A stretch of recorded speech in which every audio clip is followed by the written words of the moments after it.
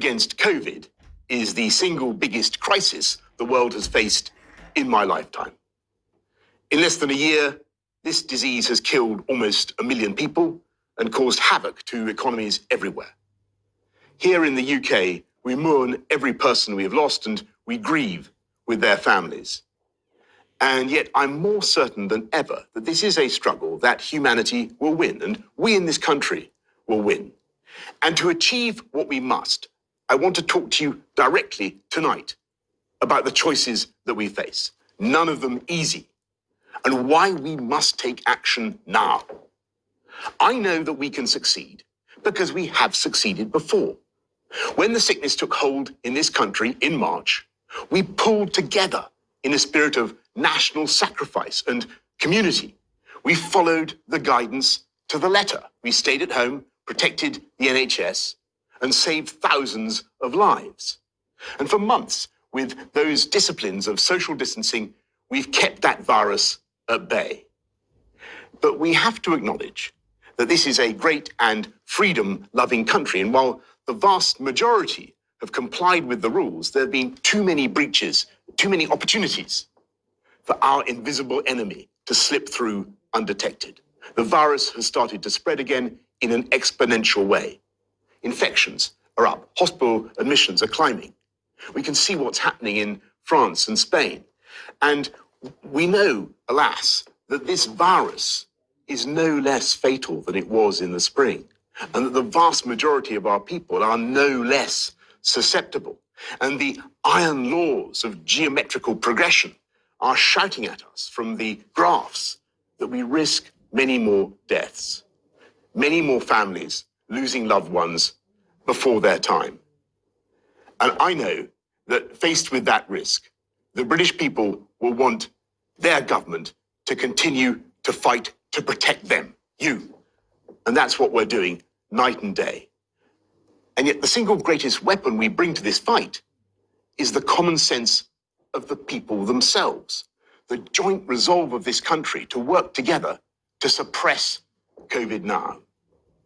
So today I set out a package of tougher measures in England.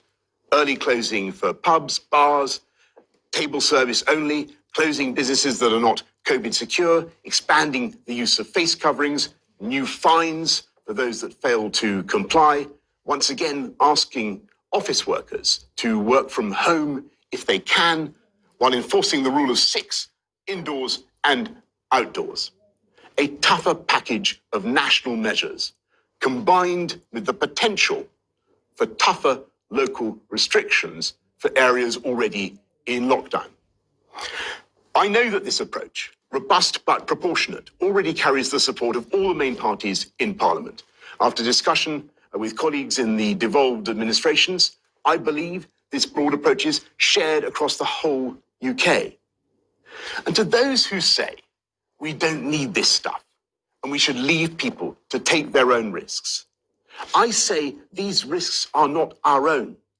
The tragic reality of having COVID is that your mild cough can be someone else's death knell.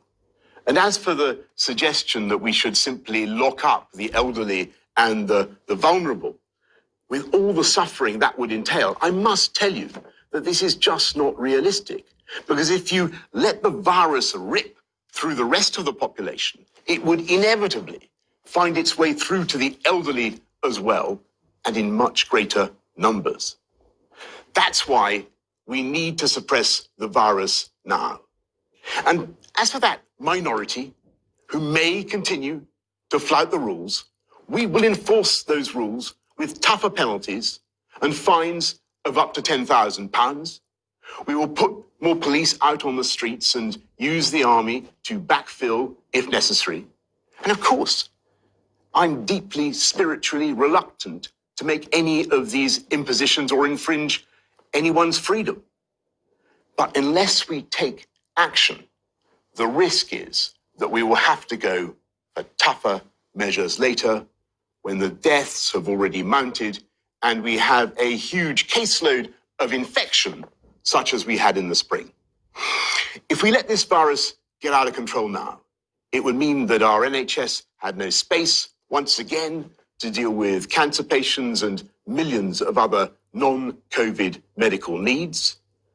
And if we were forced into a new national lockdown, that would threaten not just jobs and livelihoods, but the loving human contact on which we all depend.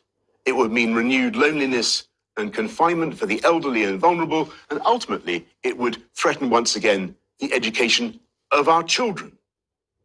We must do all we can to avoid going down that road again. But if people don't follow the rules we've set out, then we must reserve the right to go further. We must take action now, because a stitch in time saves 9. And this way, we can keep people in work, we can keep our shops and our schools open, and we can keep our country moving forward while we work together to suppress the virus. That is our strategy. And if we can follow this package together, then I know we can succeed, because in so many ways, we're better prepared than before. We had the PPE, we have the beds, we have the Nightingales, we have new medicines pioneered in this country that can help save lives.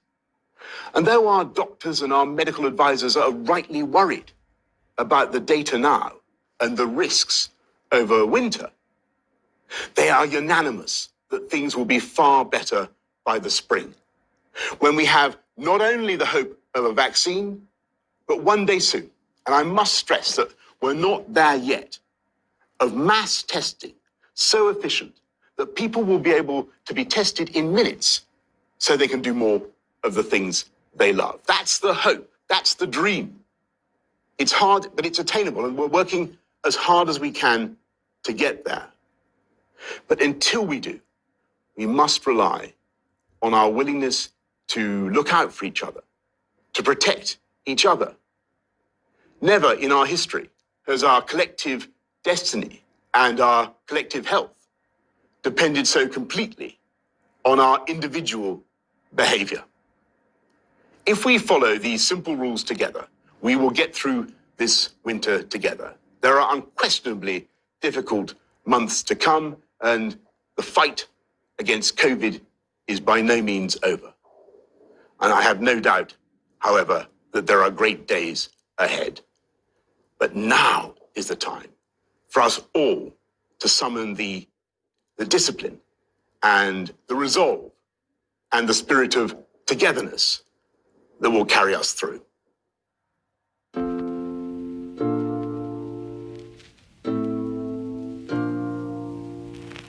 When I think about yesterday,